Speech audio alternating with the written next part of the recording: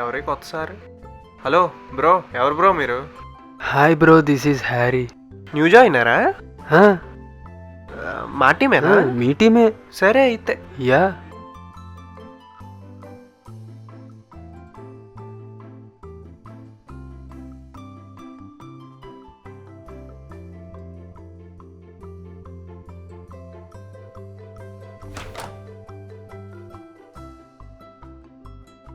హే, నువ్వెప్పుడొచ్చా?